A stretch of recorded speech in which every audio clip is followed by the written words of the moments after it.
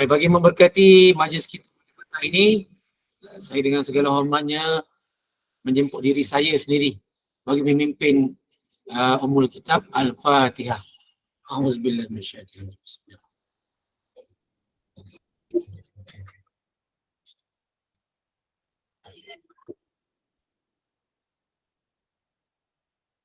rajim. Okey, baik, tuan-tuan dan puan, untuk makluman semua, saya sedang untuk SPM untuk pendaftaran taklimat kita pada petang ini. InsyaAllah saya akan sharekan, bila dah ada saya akan sharekan dalam kita punya ruangan chat tu. So tuan-tuan dan puan, alhamdulillah syukur kedai kena dengan izinnya kita bertemu pada petang ini untuk satu tujuan, iaitu kita sama-sama untuk mendengar taklimat bahagian kemasukan pelajar IPTA untuk sesi kemasukan 2024, dan kita undang pegawai yang person in charge untuk bahagian kemasukan pelajar IPTA ini, itu Encik Muhammad Hafiz bin Abdul Wahab, pegawai BKP JPT. So mudah-mudahan taklimat yang bakal Encik Hafiz sampaikan ni terungkaikanlah segala isu-isu yang bermain dalam fikiran kita guru-guru kaunseling, sebab permohonan ke UP ni adalah sangat penting untuk murid-murid sambung pelajar di peringkat lepas SPM dan ataupun lepas STPM. So untuk maklumat semua, Encik Hafiz ada makluman yang kita dapat daripada setengah guru, ada yang menyatakan macam namanya UPU ni tahun ni percuma ke ataupun kena bin ngopin semula. Itu satu isu. Yang kedua, isu yang besar sama ada Sasia ni dimasukkan dalam peratus pemilihan murid ke IPT. Jadi hari ni bila kita buat medium Google Meet, Cik Hafiz sendiri yang sampaikan, memang sah lah. Kalau kata macam tu macam ni. Jadi kalau kami pihak jabatan sampaikan takut masih lagi tak kuat statement tu. Jadi kalau Cik Hafiz sendiri yang sampaikan, okey lah. So tanpa membuang masa, saya dengan segala hormatnya menjemput Encik Muhammad Hafiz bin Abdul Wahab, pegawai bahagian kemasukan pelajar Jabatan Pendidikan Tinggi, untuk menyampaikan taklimat berkaitan dengan bahagian kemasukan pelajar IPTA ataupun UPU bagi sesi 2024. Dipersilakan Cik Hafiz. Ya, bismillahirrahmanirrahim. Assalamualaikum warahmatullahi wabarakatuh. Selamat petang kepada semua guru-guru kaunseling, terutamanya Cikgu Khairul Irwan lah, sahabat saya di JPN Melaka, dan juga yang saya kenal kat sini, saya nampak Cikgu Zul Hilmi juga yang selalu berhubung dengan saya dan sebagainya lah melalui WhatsApp, media sosial. Okey. Dan juga semua guru-guru yang ada, yang saya dimaklumkan ialah semua sekitar Melaka, Negeri Melaka, Negeri Sembilan dan Pulau Pinang, insyaAllah. Okay, jadi semoga apa yang disampaikan pada petang ini dapat tak nak sedikit lah, kalau boleh sepenuhnya manfaat kepada guru-guru untuk dipanjangkan dan disampaikan kepada pelajar-pelajar kita lah, anak-anak kita yang sekarang ini sedang berhadapan dengan peperiksaan SPM, dan juga saya dimaklumkan di peringkat STP juga baru tamat peringkat, kalau tak silap saya lah, STP untuk SEM 1. Okay. Jadi saya mungkin boleh mulakan taklimat. Sebenarnya dia tak banyak perubahan lah, perbezaannya lah dari segi tarikh apa semua, tapi cuma tarikh ni kita tak boleh nak hebahkan lagi, tapi saya boleh bagi sedikit gambaran lah di sini, dan nanti kalau ada persoalan-persoalan berkenaan dengan yang mana yang tidak faham dan sebagainya, nanti kita boleh bantu menjawab, insyaAllah. Okay. Pertama sekali saya akan beri taklimat macam biasa, kita berdasarkan kepada slide yang dibentangkan. Kemudian kami akan tunjukkan portal terkini kami. Sebenarnya dia dah paparan terbaru tu pada tahun lepas lagi. Okey, jadi nanti saya akan tunjukkan, dan kemudian aplikasi UPU Pocket lah. Jadi saya rasa cikgu-cikgu yang bersama dengan kami pada petang ini bolehlah sementara ni untuk install UPU Pocket di handphone masing-masing. Okay, kalau pengguna Android boleh pergi kepada Play Store, kalau iPhone App Store, dan kalau Huawei dia ada Apps Gallery. Okay, alright. Okay, ini paparan biasalah. Okay, untuk taklimat masukan pelajar. Alright, so saya tak perlu maklumkan berkenaan dengan pengenalan UPU. Saya rasa cikgu semua dah maklum dah. Berkenaan dengan pengenalan UPU ni, kita menyelaraskan kemasukan dan juga prosedur-prosedur kemasukan pelajar ke IPTA dan juga LKA di peringkat sijil, asasi, diploma dan juga ijazah sarjana muda. Okay, alright, ini ialah institusi yang bersama kita selaraskan kemasukan. Ada 20 universiti awam yang sepatutnya cikgu-cikgu tahu dan perlu sampaikan kepada pelajar-pelajar. Ada 5 universiti penyelidikan, 5 universiti berfokus, 4 teknikal dan juga 6 komprehensif. Yang mana untuk pelajar lepasan SPM untuk universiti awam ni ada 18 daripada 20 yang menawarkan program asasi dan juga diploma. 2 tak ada, USM dan juga UTM. Maksudnya universiti lain semua ada. Alright, kemudian ada 36 politeknik, 105 college committee dan 4 LKA. Tiada perubahan LKA ni kecuali MARA. Kita ada baru ini kita diminta untuk melibatkan pelajar-pelajar kemasukan ke Kolej MARA dan juga Kolej Profesional MARA. Jadi dekat MARA ni dia dah bertambah lah. Dan sebelum ni 2 saja, IKM dan juga KKTM. Sekarang ini pelajar-pelajar untuk ke Kolej MARA boleh dan juga ke Kolej Profesional MARA untuk program-program diploma, insyaAllah. Alright. Ini kategori permohonan masih sama, tiada perubahan. Untuk pelajar lepasan SPM ke peringkat sijil, asasi, diploma dan juga ijazah sarjana muda UiTM. Ada satu program saja yang ditawarkan. Ada 2 kategori, iaitu lepasan SPM 2023 tahun semasa dan juga kategori B SPM 2022 dan 2021. Jadi pelajar-pelajar nanti dimaklumlah berkenaan dengan kategori A. Jangan pilih kategori. Cik Hafiz, Saya. slide tu tak bertukar, dia masih lagi kekal yang slide yang pertama. Ini yang 20 universiti awam yang saya maklumkan tadi, mungkin tiada paparan sebentar tadi untuk universiti pendidikan, universiti berfokus, universiti teknikal dan universiti komprehensif. Bagi lepasan SPM tadi saya ulang, ada 18 universiti awam yang menawarkan program di peringkat asasi dan juga diploma kecuali USM dan UTM, Politeknik, College Community dan juga 4 LKA lah. Yang mana tadi saya maklumkan Kolej MARA dan juga Kolej Profesional MARA yang terbaru diletakkan di bawah kita untuk ambilan pelajar. Maksudnya nanti pelajar dah boleh sekali terus mohon lah.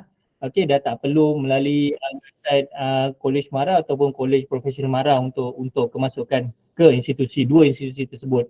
Alright. Next. Kita pergi kepada yang ini dan maklumkan tadi berkenaan kategori A dan kategori B. Sila maklumkan kepada pelajar cikgu-cikgu untuk kalau pelajar SPM 2023 ni ialah memilih ke kategori A. Alright, next. Ini bagi kategori pemohon lepasan STPN Staraf. Jadi pelajar-pelajar lepasan STPN 2023 ni dia memilih kategori A bagi aliran sastra dan kategori S bagi aliran sains. So untuk STPM ni dia agak rigid sedikit, kerana terlalu agak banyak kategori-kategori yang lain. Jadi sila pastikan bagi pelajar tahun semasa STPM 2023 memilih kategori A dan juga kategori S bagi aliran sastra dan sains. Bagi pelajar-pelajar yang bukan tahun semasa, dia perlu memilih di dalam kategori besar dia, kelompok besar ialah diploma staraf. Untuk dia kategori F. Dan dia nanti dia akan diletakkan di bawah kategori F4 STPM bukan tahun semasa. Ini kalau misal kata ada pelajar-pelajar yang berjumpa dengan cikgu lah untuk kategori lepasan STPM Staraf. Next, kita pergi kepada syarat am lepasan SPM. Untuk lepasan SPM dia mesti kelayakan dia ialah warga negara Malaysia lah yang mempunyai nombor kad pengenalan MyKad saja yang layak mengemukakan permohonan dan juga di dalam kelompok lepasan SPM ni ada 3 kategori lah, 3 kategori kelompok yang besar yang utama. Yang pertama, kalau pelajar ni dia memilih ke program di universiti awam. Okey, untuk peringkat asasi dia perlu sekurang-kurangnya 5 kepujian termasuk bahasa Melayu dan lulus sejarah. Okey, ini syarat am lah. Okey, dan kalau dia pilih ke diploma sekurang-kurangnya 3 kepujian termasuk bahasa Melayu dan lulus sejarah. Okey, itu universiti awam. Bagi politeknik dan kolej komuniti ada 3. Bermula tahun lepas, politeknik dia ada program lah asasi TVET. Okey, jadi untuk program asasi TVET ni 5 kepujian termasuk bahasa Melayu, lulus sejarah. Tapi kalau pelajar ni dia pilih ke diploma politeknik, 3 kepujian, lulus bahasa Melayu dan lulus sejarah. Ini untuk pelajar yang memilih ke politeknik, kolej komuniti bagi program diploma. Okey, cuma kena ingatkan pelajar-pelajar kalau dia ada plan ataupun perancangan untuk menyambung pengajian ke peringkat ijazah sarjana muda selepas di politeknik, bagi pelajar-pelajar yang lulus bahasa Melayu ni dia kena pastikan dia ambil paper Julai untuk sekurang-kurangnya kepujian bahasa Melayu dan dia akan melayakkan untuk buat permohonan ke program ijazah sarjana muda. Okey, sebab syarat am bagi lepasan STPM setara salah satunya ialah mesti kepujian bahasa Melayu. Okey, alright.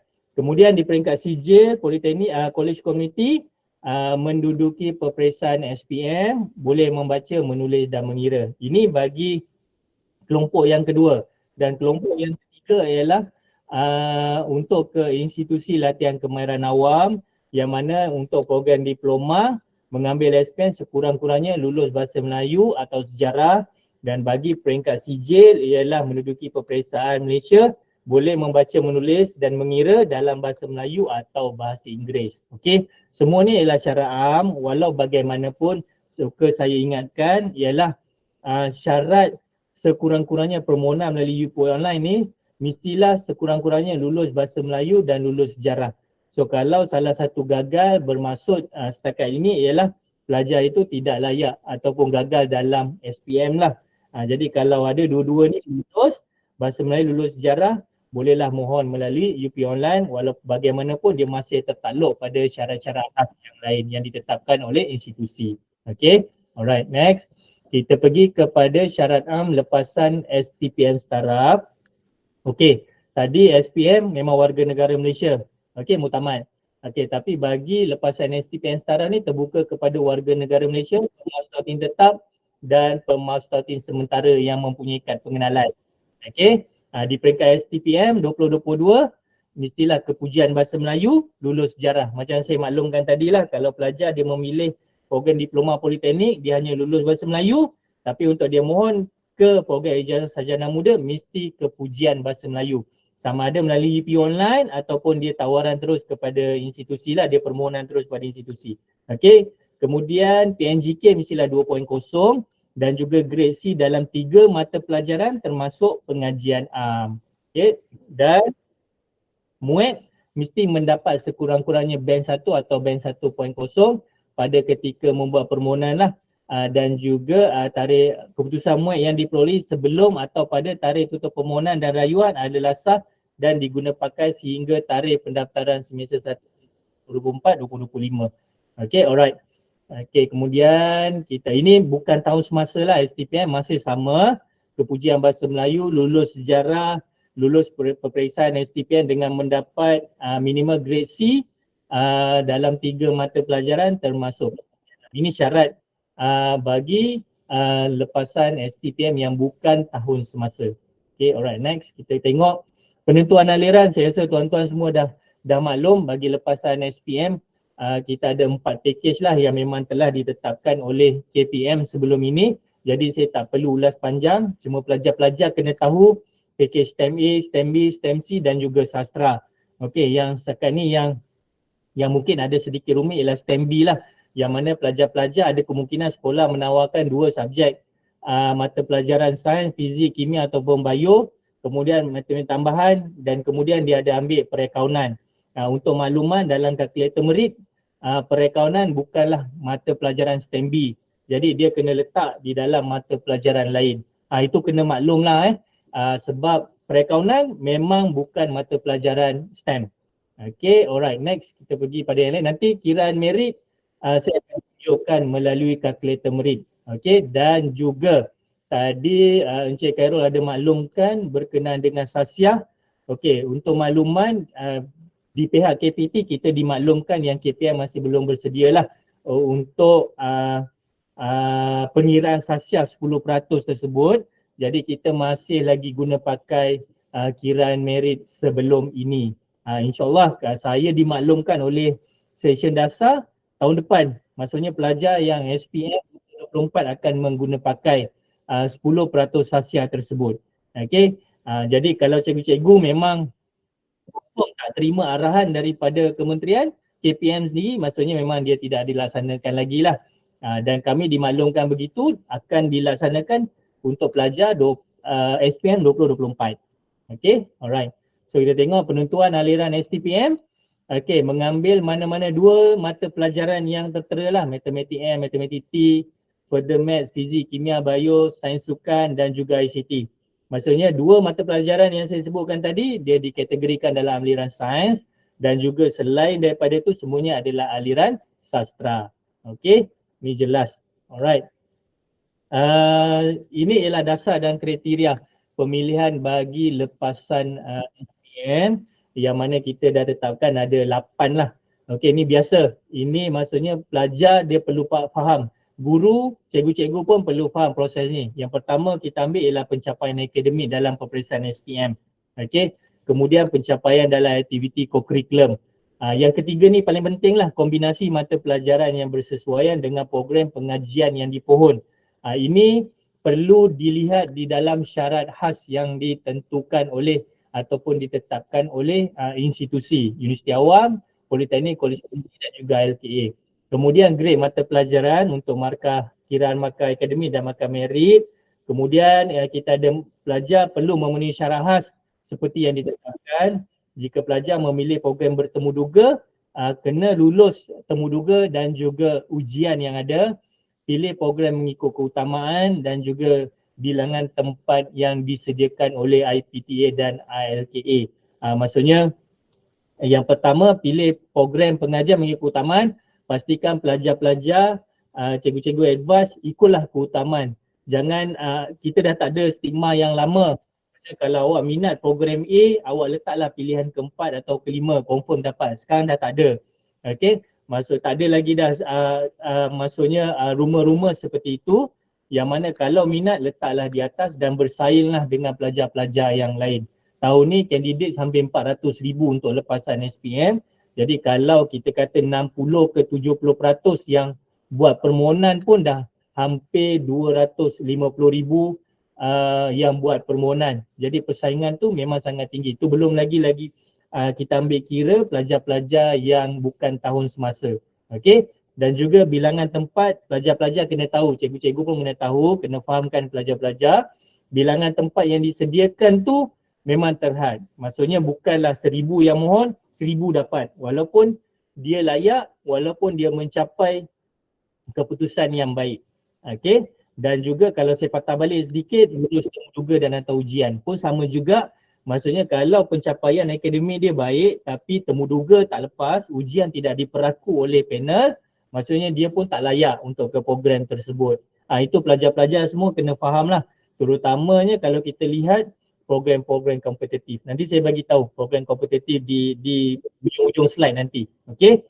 Dan kita masih mengamalkan lagi lah dasar prinsip meritokrasi dengan menggunakan pakai 90% markah akademik dan 10% markah co-curriculum. Sama, tiada lagi 10% markah sasiah, tak ada lagi.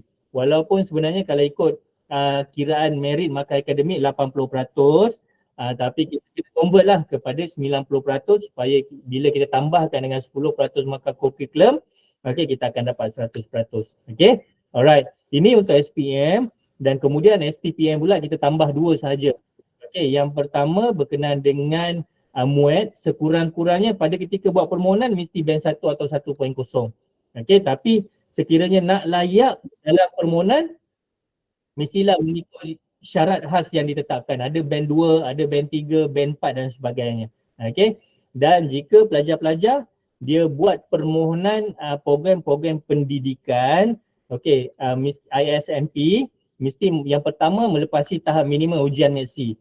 Okey, dan juga lulus ujian khas yang ditetapkan dan diperaku temuduga. Inilah dua perkara tambahan bagi pelajar-pelajar yang untuk lepasan STPM. Okey, alright. Okey, untuk temuduga tadi saya nak sentuh sedikit lah. Untuk temuduga, alright. So sila pastikan hebahan-hebahan semasa di semua media sosial UPU lah yang ada. Okey, jadi pelajar-pelajar lah, kadang-kadang ada juga yang kami terima maklum balas yang terlepas tarikh dan sebagainya. Okey, macam mana nak buat semakan. Semua maklumat kita hebahkan di media sosial kita lah. Facebook, Instagram, kita ada YouTube dan juga TikTok lah yang aktif sekarang ni. Okey, jadi semua maklumat boleh dapat di situ. Jadi minta pelajar-pelajar ataupun cikgu-cikgu, mungkin pelajar-pelajar saya rasa generasi sekarang Facebook tu mungkin dah kurang sangat dah. Cuma ada IG. Kalau cikgu-cikgu ada Facebook, maksudnya bolehlah nanti kongsikan kepada pelajar-pelajar link-link utama ataupun pautan utama dekat mana nak buat semakan dan sebagainya. Memang ada pelajar yang terlepas berkenaan dengan perkara ini, temuduga. Sebab once kalau pelajar dia dah pilih program temuduga, dipanggil temuduga, nanti pada fasa kemas kini dia dah tak boleh ubah dah pilihan tersebut. Dia pergi ataupun tidak, tiada istilah terlepas pandang, tak semak dan sebagainya, tak tahu nak semak kat mana dan sebagainya. Itu semua kita dah tak lihat lah.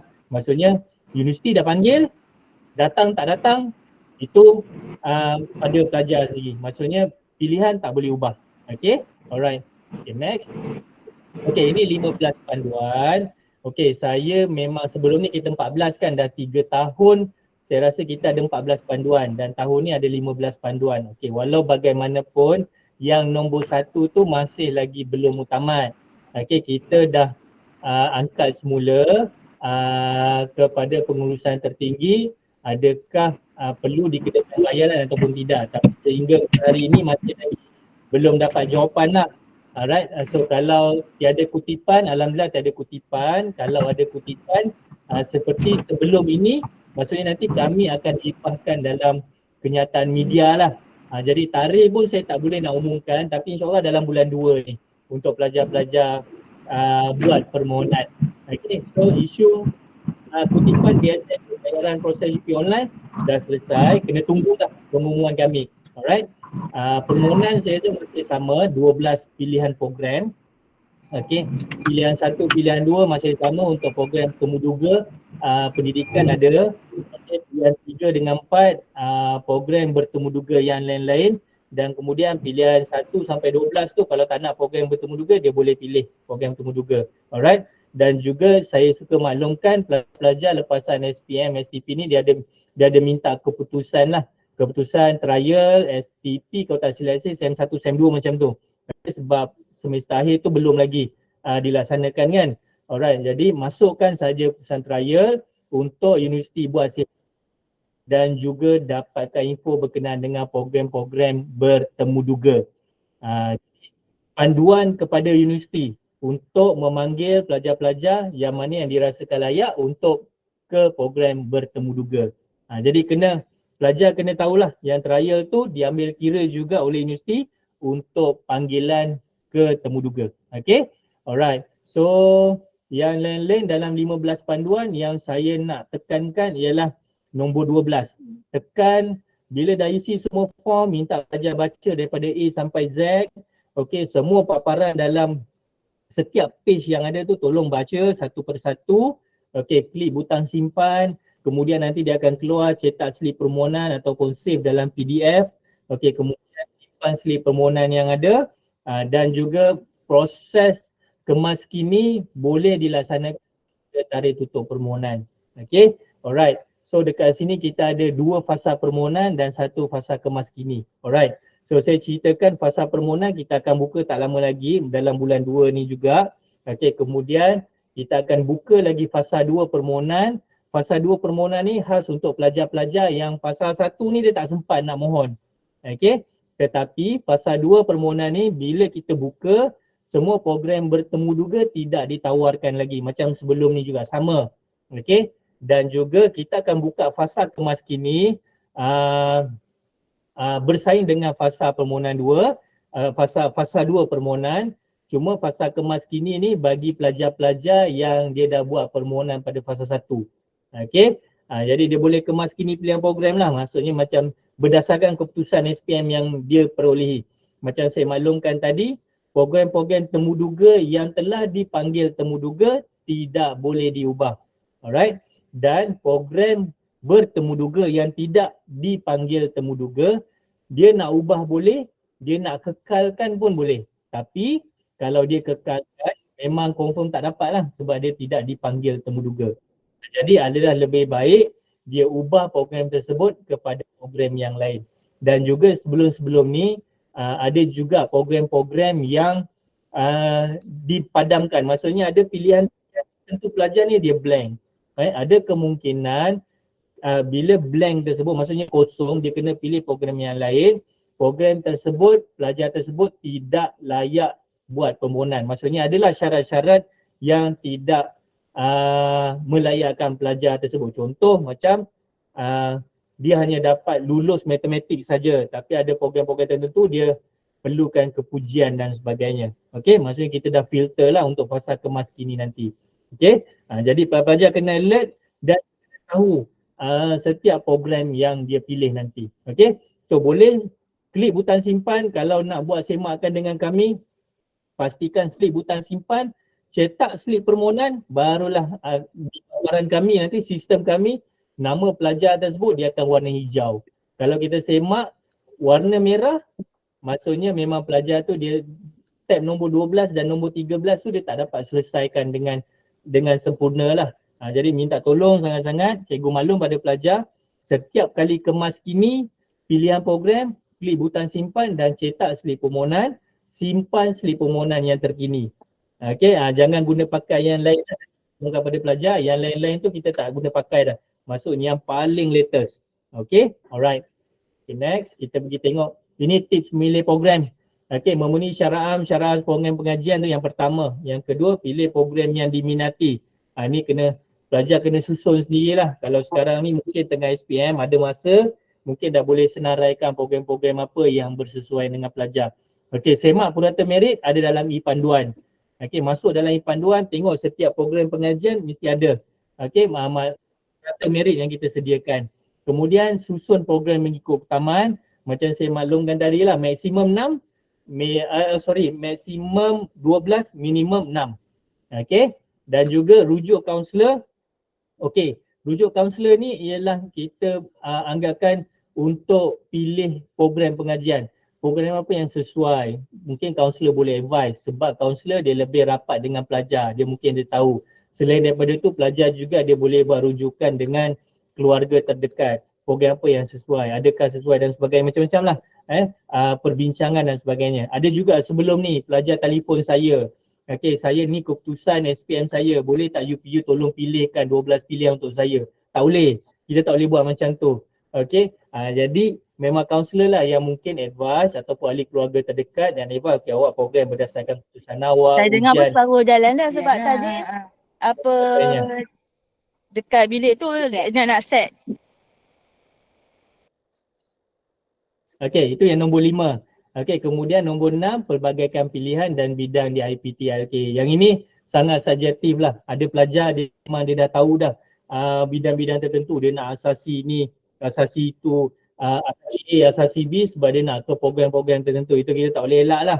Alright, tapi kalau mungkin pelajar-pelajar yang mungkin dia minat dalam bidang kejuruteraan dan sebagainya, banyak universiti yang menawarkan program-program kejuruteraan ataupun bidang perbankan dan sebagainya lah. Okey, dia ada banyak universiti yang menawarkan. Kalau perubatan ni tak semua universiti menawarkan.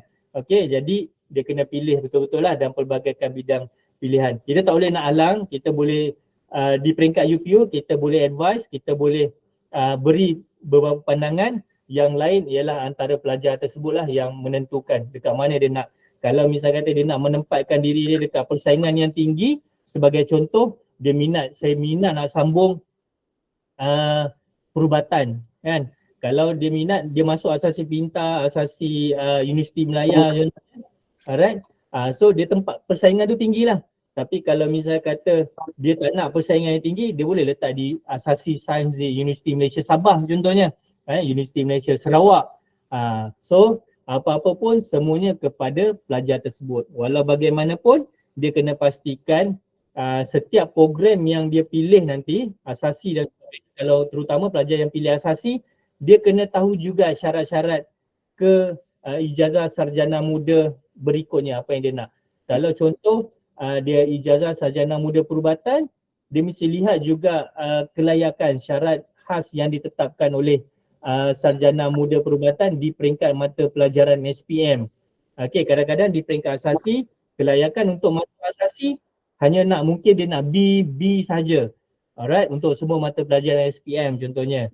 Okey, tapi bila ijazah sarjana muda dia nak feeder terus, dia sangkut dekat SPM sebab SPM dia dapat sebenarnya di peringkat degree perubatan tersebut dia nak B+ di peringkat SPM. Jadi dia kena faham keputusan-keputusan ataupun syarat-syarat khas yang telah ditetapkan. Nanti saya cuba tunjukkan kalau ada nanti saya cuba tunjukkan bagi kefahaman kepada cikgu-cikgu supaya program-program kompetitif ni untuk asasi dan sebagainya pelajar kena faham. Selain daripada dia masuk asasi, dia kena layak lah. Mungkin di peringkat asasi ada mata pelajaran sains, fizik, kimia dan juga dia perlu layak di mata pelajaran asasi, itu lain lah. Okay, itu di universiti. Alright? Okay. Okay, ni kenapa berjaya dan kenapa gagal. Biasanya saya tak sentuh kenapa berjaya. Saya akan sentuh kenapa gagal. Ada lima punca lah. Yang pertama ni, tekan butang simpan. Tak tekan butang simpan, tak cetak slip permohonan. Ini yang perkara yang pertama yang ada berlaku, tak banyak tapi ada berlaku.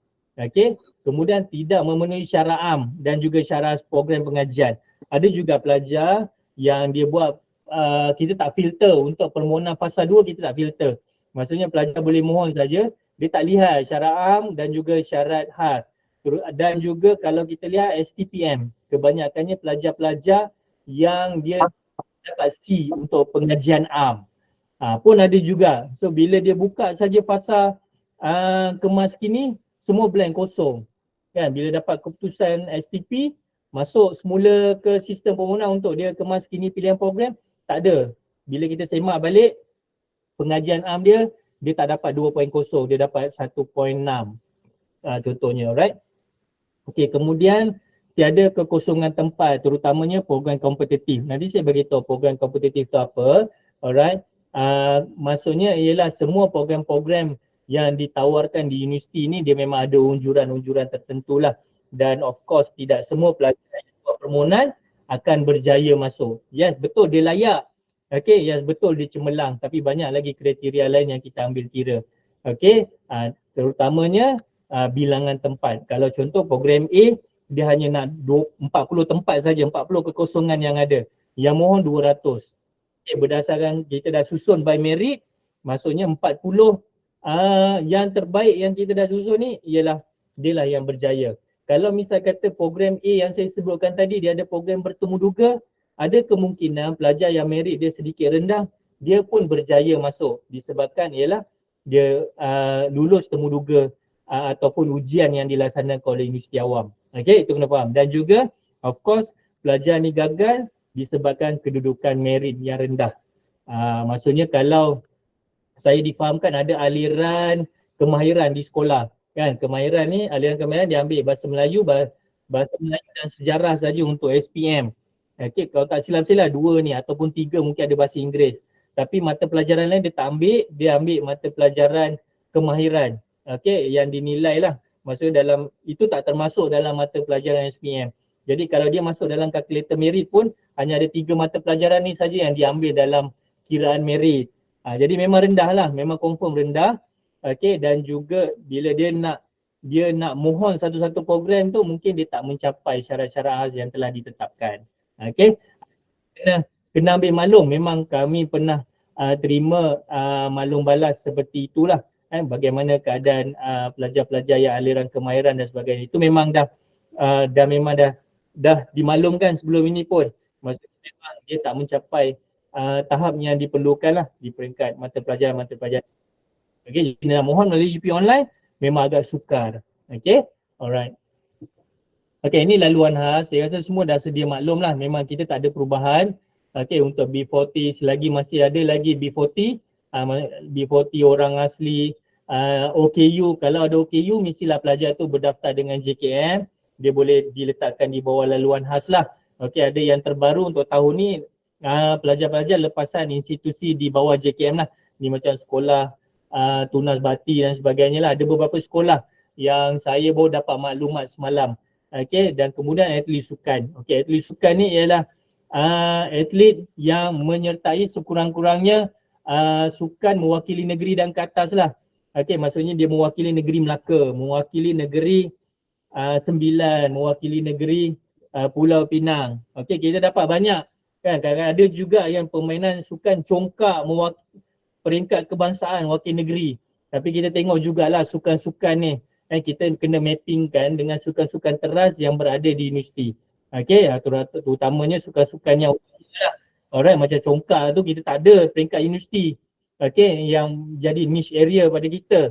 Jadi sukan-sukan utama yang biasa dipertandingkan. Dan semua nama-nama pelajar ni sepatutnya didaftarkan dengan bahagian sukan kokurikulum dan kesenian. BSKK di peringkat KPM. Kemudian nanti kita akan dapat data tersebut daripada BSKK lah untuk bahagian sukan KPT VET. Maksudnya sukan ni okey dan sebagainya. Alright, sebelum sampai kepada kita semula UPU untuk kita letakkan di bawah laluan khas. Okay, saya pernah jumpa memang ada pelajar-pelajar sukan terutamanya olahraga yang memang nama mereka tidak ada dalam senarai BSKK lah, laluan khas kita. Okay, jadi saya minta cikgu maksudnya berhubung dengan BSKK untuk dapatkan bagaimana kaedah nak menghantar nama-nama pelajar ini. Kalau ikut data tahun lepas tak ramai, saya rasa lebih kurang dalam 700 lebih seluruh Malaysia yang didaftarkan dengan BSKK untuk kita saring bagi laluan khas atlet sukan. Okay, alright. Sama SPM, STPM. Maksudnya yang terhampir lah. Kalau misal kata pelajar ni dia ambil STP, tapi dia penglibatan sukan dia masa tingkatan 3 wakil negeri Melaka tu dah tak valid lah, dah terlalu lama sangat. Tapi kalau dalam tahun semasa ataupun setahun sebelumnya, itu masih boleh diambil kira. Okay, kalau misal kata contoh, dia atlet sukan wakil Sukma sebelum ini, tapi waktu tingkatan 2, contohnya memang dah tak boleh lah, dah terlalu lama. Maksudnya yang terhampir lah, yang tidak terlalu jauh perbezaan tahunnya dengan tahun di SPM ataupun di STP. Okay, alright, next kita tengok seterusnya. Ini semakkan, ada 5 laman web yang kita sediakan pautan. Boleh juga dekat UPU Pocket, nanti saya akan tunjukkan. Alright, so ada 5, UTM, UUM, UNIMAS, UMS, UNT.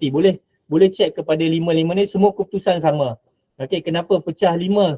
Kenapa saya mohon dekat UiTM tak ada link UiTM? Tak, kita pecahkan 5 ni kita by region. Maksudnya ada zon selatan, zon utara, zon timur, Sabah dan Sarawak.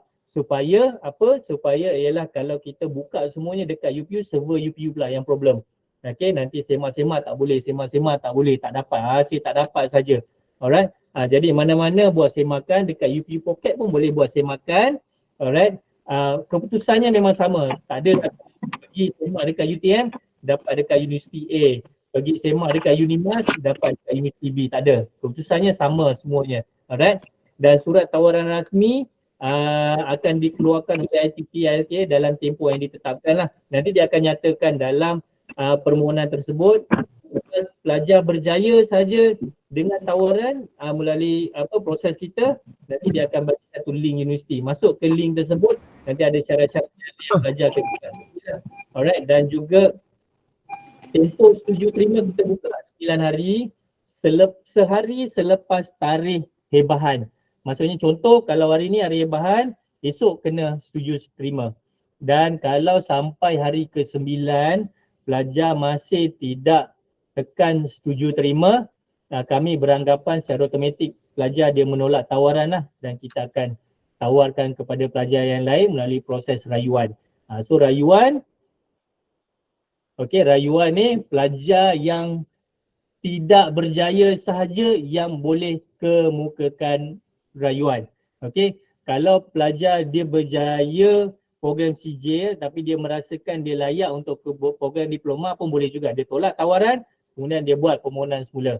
Okay, untuk ke program diploma. Alright. Dan rayuan ni kita buka start daripada tarikh permohonan, tarikh hebahan lah. Okay, tarikh hebahan kita buka katalah hari ni pukul 12.30 hari tadi kita dah buka sepanjang 10 hari. Dan juga rayuan ni kita beri 4 pilihan macam sebelum ni sama. Pilihan 1, 2 program bertemu duga ada dan yang lain-lain tu kalau tak nak lah. Alright. Dan cikgu kena maklumkan juga pada pelajar kalau dah buat rayuan, keluar keputusan rayuan, pelajar masih tidak berjaya, okay, so jangan putus asa, maksudnya terus ke laman web institusi, contoh Politeknik, College Committee, ILKA pun ada, beberapa universiti pun ada. Dia buat ambilan kedua, bukannya second intake yang pelajar-pelajar yang sama dengan melalui UPU ni tak. Maksudnya dia akan masuk lewat 1 semester.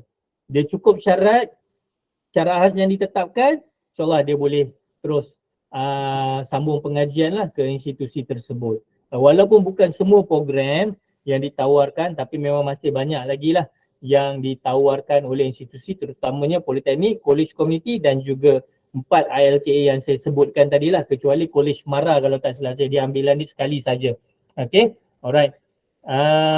Next kita tengok apa yang kita ada sediakan. Okay, ini ialah purata merit lepasan SPM, kalau tak silap saya ni ialah purata merit tahun lepas. Yang tahun ni kita belum update lagi. Alright, tapi inilah antara kita boleh bagi gambaran lah untuk program asasi Universiti Melaya.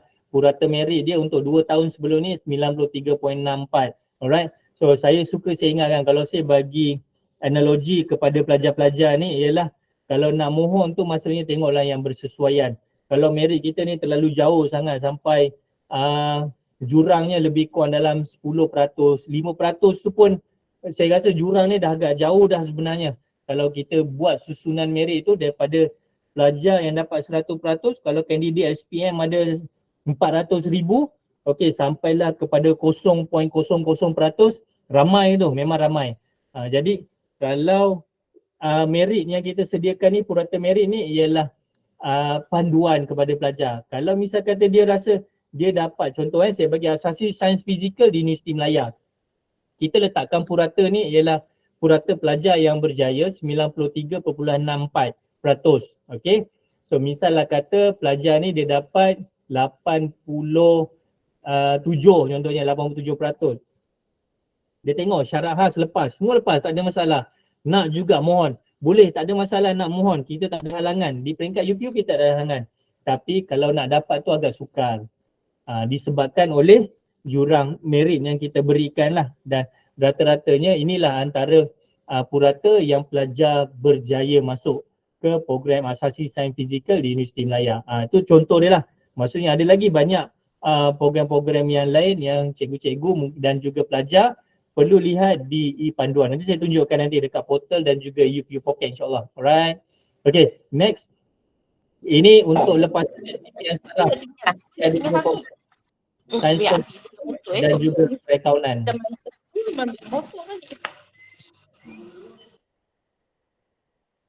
Okay, so kalau kita lihat dekat sini sains komputer ada jugalah. Kalau saya ikut trend, sains komputer ni pada ketika pandemik, saya masuk tahun 2020, itulah lonjakan kebanyakan pelajar memilih sains komputer ni adalah antara program utama dalam pilihan mereka lah. Kalau tak sebelum ni, merit diorang pun saya rasa lebih kurang 70 lebih, 80 lebih saja. Sekarang ni memang melonjak naik. Kalau USM tu 99.66. Okay, kalau perakaunan ni of course lah daripada dulu sebab dia program kompetitif. Okay, daripada dulu memang sentiasa mendapat permintaan tinggi dan pelajar-pelajar memang dia ada kelompok-kelompok yang tertentu untuk program-program perakaunan. Ni termasuklah lepasan diploma politeknik dan sebagainya pun ada juga yang memohon dan berjaya untuk ke program perakaunan di universiti-universiti tertentu. Okey, ini contoh yang saya boleh bagi perbandingan. Yang selebihnya nanti cikgu-cikgu perlu lihat dalam e-panduan yang kita sediakan nanti. InsyaAllah saya akan tunjukkan. Okay, next kita pergi kepada ini program kompetitif. Sebelah kiri 5 yang lepasan STPM lah yang sentiasa dapat permintaan tinggi. Perubatan, pergigian, farmasi, perakaunan, undang-undang sentiasa mendapat permintaan tinggi. Walaupun selepas kita keluarkan tawaran masih lagi ada pelajar-pelajar yang buat rayuan. Okey, buat rayuan untuk ke program tersebut walaupun dia tahu dia tapi dia gagal dalam temuduga ataupun ujian yang dilaksanakan. Okey, alright. Okey, ini program pengajian. Minggu lepas baru kita habis tafsiran. Okey, ada keseluruhan 1,608 program pengajian. 503 di peringkat SPM dan 1,105 di peringkat STPM. Program baru ada 54 dan juga 17 bagi STPM setara. Temuduga tak berubah. Tahun lepas ada 47, SPM 287, SPM sama, dua-dua sama. Cuma dari segi program baru yang ada sedikit perubahan. Okay, alright. Ini media sosial kami. So cikgu boleh scan. Tim saya pun ada juga bahkan di ruangan chat link-link. So cikgu boleh subscribe, cikgu boleh follow dan sebagainya. Alright.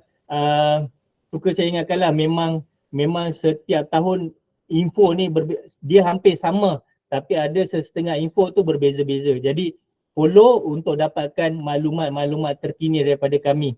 Okey, kami tak ada generate income kalau orang kata jadi influencer dan sebagainya. TikTok, Instagram, YouTube kami tak pernah generate income lah. Memang bukan itu tujuan kami. Hanya kami buka akaun-akaun ni untuk hebahkan maklumat-maklumat terkini, taklimat dan sebagainya. Kalau ikutkan tahun 2022, kami ada juga kongsikan maklumat berkenaan dengan program-program bertemuduga. Kenapa pelajar ni berjaya temuduga, kenapa pelajar ni tidak berjaya temuduga dan sebagainya. Banyak yang kita kongsikan dan sebagainya. Alright, next. Ini cara penghantaran maklum balas. Okey, kita ada satu maklum balas lah. Misal kata, contoh pelajar terlupa password. Ataupun bila keluar keputusan, kita buat padanan data dengan Lembaga Peperiksaan dan juga Majlis Peperiksaan Malaysia. Alright, maklumat tak sama dengan slip keputusan yang pelajar-pelajar perolehin dalam tu. Jadi bolehlah hantar maklum balas kepada kita. Alright, ini adalah step-step yang ada dan kalau ada dua, maklum balas dan kalau nak hantar email, sila pastikan email tersebut ada nama, nombor kad pengenalan dan nombor telefon untuk kita hubungi. Alright. Kalau maklum balas dia dah ada kolom dah. Dia dah ada minta ruangan yang kita perlu isikan dekat maklum balas tersebut. Okey, cuma maklum balas ni di akhirnya bila dah submit maklum balas, nanti dia akan hantar kepada pelajar ada satu paparan iaitu nombor ID maklum balas. So sila simpan nombor ID tersebut. Alright. Dan nanti boleh pergi ke ruang lihat maklum balas, masukkan nombor ID tersebut dan masukkan email yang didaftarkan, lihat maklum balas. Dekat maklum balas tu nanti akan nampak soalan yang pelajar ataupun cikgu hantar, kemudian ada pegawai yang menjawab. Pegawai yang menjawab tu pun dia siap dengan nama sekali dan pegawai yang menjawab ni tidak semestinya orang yang sama lah. Bila ada soalan kedua, soalan ketiga dan seterusnya. Alright. So nombor ID sama. So jangan hilangkan nombor ID tersebut lah. Dan nanti memang kita akan hantar email. Satu email pernyataan. Kebiasaannya kalau cikgu-cikgu klik saja link pada email tersebut, dia akan dia tak boleh masuk pun sebenarnya. Jadi lagi elok simpan nombor ID maklum balas tersebut. Itu yang maklum balas. Kalau email, sila pastikan hantar email upu@mohi.gov.my, nama, telefon, nombor IC mesti masuk. So kalau tak memang dia akan ambil masa lah. Assalamualaikum, saya ada masalah terlupa password.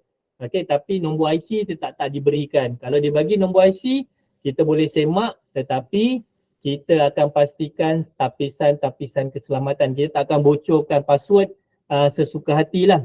Maksudnya kita akan hubungi ataupun kita minta soalan-soalan tapisan keselamatan yang memang pelajar ni dah jawab lah. Apa benda yang soalan yang kita lihat, dia jawab dengan betul, barulah kita serahkan password tersebut kepada pelajar-pelajar. Bukan suka-suka maksudnya hantar email, kita terus bagi password asal pelajar lah, tidak. Okay, alright. Okay, next ni langkah-langkah menggunakan e-panduan dalam UPU. Ini nanti saya tunjukkan lah cikgu lebih mudah kita nampak live nanti, tim saya akan tunjukkan dan saya akan terangkan. Kemudian kita ada kalkulator merit pun saya akan tunjukkan nanti sekejap lagi. Alright.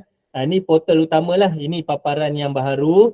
Okey, dalam ni ada e-panduan, nak semak permohonan, hebahan dan sebagainya, maklum bala, chatbot, UPU Pocket dan juga perkeliling yang terkini lah yang kita ada. Okey, alright. Okay, next, ini hubungi kami. Saya rasa cikgu pun memang dah sedia maklum berkenaan dengan perkara ini. Hubungi kami dekat talian hotline. Boleh kongsikan kepada pelajar talian hotline lah 0386842363. Alright. Ataupun kalau ada memang dekat sekitar Putrajaya, boleh datang ke Persin 5 untuk terus ke pejabat kita di Aras 4. Okey. Keluar je lift, nanti tengoklah kiri kanan nampak bahagian kemasukan pelajar IPTA, boleh datang. Cikgu nak buat rombongan datang ke sini pun boleh juga. Sebelum ni kita ada delegasi daripada Terengganu, daripada Kinta, Ipoh, tahun lepas ada Kelantan, Kota Servis ada datang, okey, untuk dengar taklimat terus dengan kita lah. Delegasi guru-guru kaunseling datang. Boleh, tak ada masalah, nanti kita arrangekan insyaAllah. Alright. Okey, kemudian ini maklum balas program, saya rasa link pun ada disediakan. Kalau mana yang sempat scan, tapi saya rasa tak sempat, mungkin ada yang pakai handphone dan sebagainya, tak apa. Nanti boleh klik saja link pada ruangan chat. Dan ada satu info lagi yang saya nak terangkan, ialah maklumkan berkenaan dengan Jom Masuk You.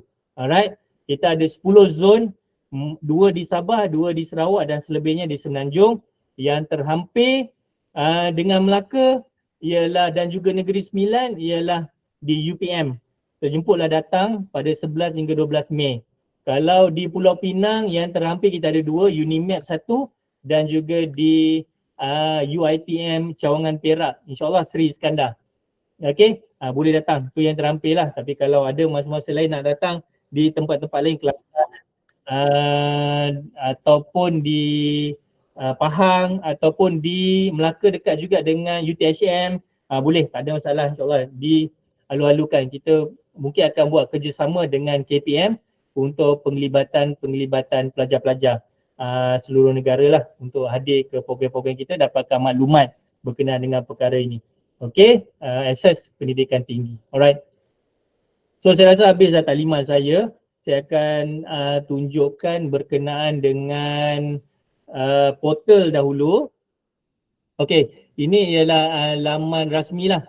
Okey, yang lain-lain sama. Kita terus kepada e-panduan. Kalau cikgu-cikgu klik pada e-panduan, okey, dia akan terus keluar kepada paparan yang ini paparan yang terkini lah yang kita buat tahun lepas dah guna pakai. Okey, dekat sini ada kalkulator merit. Alright, so saya tak nak sentuh kalkulator merit dulu. Kita pergi tengok pada syarat kemasukan. Alright, so keluar SPM, STP. Okey, so saya tunjukkan STP cikgu, saya tunjukkan SPM, asasi, kita tengok tahun semasa. Kalau katalah kita pilih asasi UMS contohnya, nak pergi program perubatan. Saya promote sikit lah yang jauh sikit kan, Universiti Melaya semua tu kita dah biasa dengar. Okey, UMS. Alright, kita tengok asasi. Okey. Alright, asasi UMS. Kita tengok maklumat program. Asasi sains ini kalau nak pergi program medik dan sebagainya. Okey, nampak tak merit dia 78.86. Kalau mungkin kita pergi dekat Universiti Melaya tadi 96 kan. Agak jauh beza. Okey, ni dari segi merit lah kelayakan pelajar. Alright, kemudian kita tengok syarat khas. Alright, syarat khas dia nak mendapat sekurang-kurangnya C lah. Macam saya maklumkan tadi, ini syarat khas dia. Okey, kita keluar, kita tengok kepada laluan kerjaya. Alright, ni Fakulti Perubatan dan Sains Kesihatan ini maksudnya program asasi di UMS ni dia ada feeder kepada program-program degree di UMS. Jadi dia tak boleh keluar lah, dia tak boleh keluar dan mohon ke program degree yang lain, di universiti yang lain, tak boleh. Alright, hanya ada Universiti Melaya, asasi Universiti Melaya, sebahagian kecil asasi Pintar dan juga sebahagian asasi di UITM saja yang boleh buat permohonan semula melalui UP Online. Asasi-asasi yang lain tak boleh. Okey, memang dia feeder kepada program di universiti tersebut. Alright, okey. Ini saya tunjuk yang pertama, laluan kerjaya. Kalau pelajar ni katalah dia pilih asasi, saya bagi contoh UMS, dia nak pergi ke Fakulti Perubatan. Okey, kita back balik, kita tengok degree perubatan. Okey, degree perubatan, STPM. Alright, kita ambil STPM tahun semasa sains lah.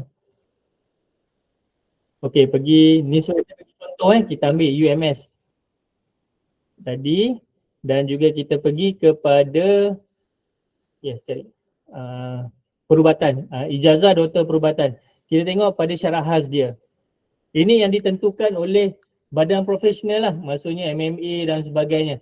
Tengok di peringkat SPM mendapat sekurang-kurangnya grade B pada peringkat SPM mata pelajaran bio, fizik, kimia, matematik tambahan dan satu mata pelajaran lain.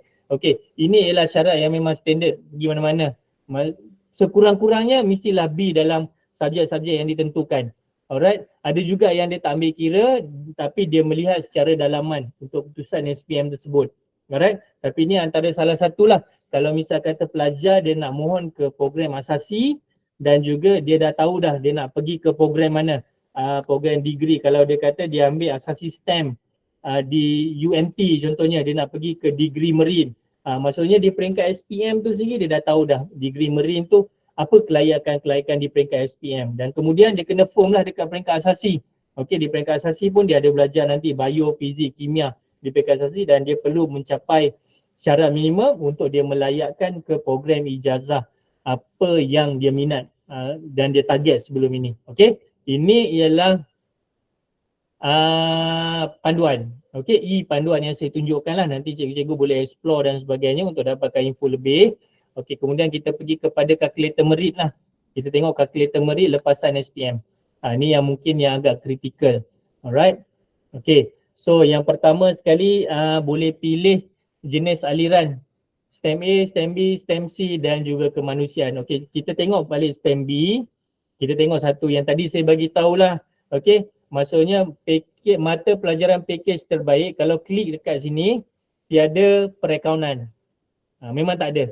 Alright, ni semua ialah mata pelajaran STEM B yang tertera lah. Okey, so saya tunjukkan yang mudah sedikit, STEM A. Alright, so kalau misal kata bahasa Melayu pelajar dapat A, katalah A. Bahasa Inggeris A. Okey, matematik dia dapat B. Okey, sejarah dia dapat A. Alright, kemudian subjek lain, bio dapat A. Alright, fizik pun dia dapat A. Okey, kemudian pilih subjek lain lah, agama Islam mungkin. Pendidikan Islam, okey dapat A dan kemudian NMATS pun dia dapat A contohnya. Alright. Alright, okey. So markah Koko kita bagi average 5 lah. 5 maksudnya dia tak adalah terlalu aktif sampai peringkat kebangsaan. Okey, ataupun ikutlah kriteria, tapi saya bagi 5 senang. Dia berada di pertengahan. Kalau misal kata ada tambahan, maka Koko ni dia just tambah lah ikut berapa bilangan persen dia. Okey, so kalau kita kira ada satu je yang B dekat sini, okey, dia dapat 81.25%. Okey, ni kena perhatikan jugalah antara markah-markah dia. Kalau bagi mata pelajaran universal ni 40%, bagi mata pelajaran package terbaik 30%, dua mata pelajaran lain-lain ni 20%. Jadi semua ni ada jumlah-jumlah dia yang tertentu. Kalau katalah salah satu memang tergelincir jauh, grade dia memang dia akan lagilah jatuh jauh. Alright. So kalau boleh tak kalau kita ambil A+, kita kekalkan matematik itu dengan B. Ada tak perbezaan dia? Ada ni, saya rasa ada perbezaan. Okey. Okey, 90. Nampak tak? Jauh beza kan? A dan A+.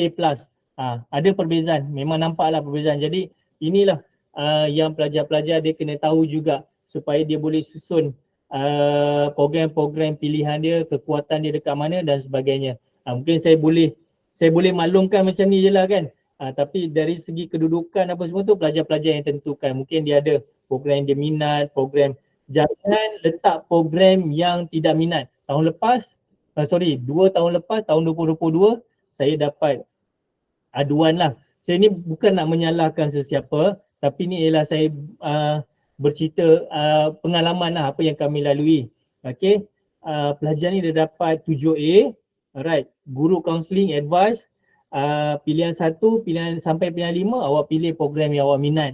Pilihan 6 sampai 12 tak kisahlah program apa-apa pun tak ada masalah. Dan memang kebetulan pelajar tersebut dia dapat pilihan ke-9. Alright, tu yang parents datang, dia maklumkan dan sebagainya. Kita pun tak boleh nak ubah, kita pun di peringkat UPU, kita tak tahu adakah pilihan program pelajar tu dia tak minat. Memang kita advise, kita maklumkan di peringkat UPU, pastikan pilihan program 1 sampai 12 tu ialah program yang pelajar minat. Jadi minta tolong cikgu-cikgu bantu pelajar-pelajar dan maklumkan pada pelajar, pastikan pilihan program tersebut ialah program yang pelajar-pelajar minat. Bukan pelajar tak minat, jangan isi. Langsung jangan isi. Silap kalau dapat yang itu, nanti dia akan patah balik dekat pelajar tu dan dia akan patah balik dekat kita lah. Okay, alright. So ini yang portal. Saya tunjukkan sedikit apa yang ada di dalam UPU Pocket. Okay, paparan. Okay, ambil masa sedikit. Okay, ni UPU Pocket. Masuk UPU Pocket ni handphone team saya.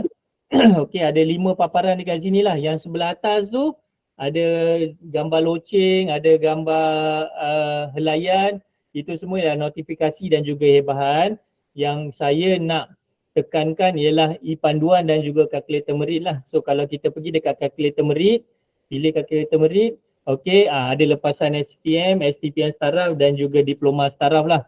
Alright, so kalau masuk lepasan STPM Staraf, SPM.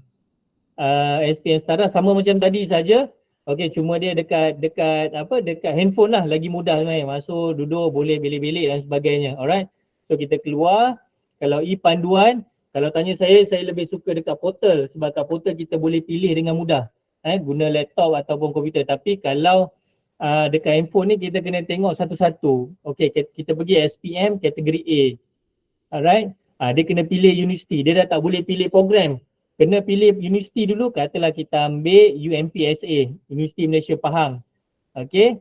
Barulah boleh pilih program dekat dalam ni. So dia filter by universiti lah.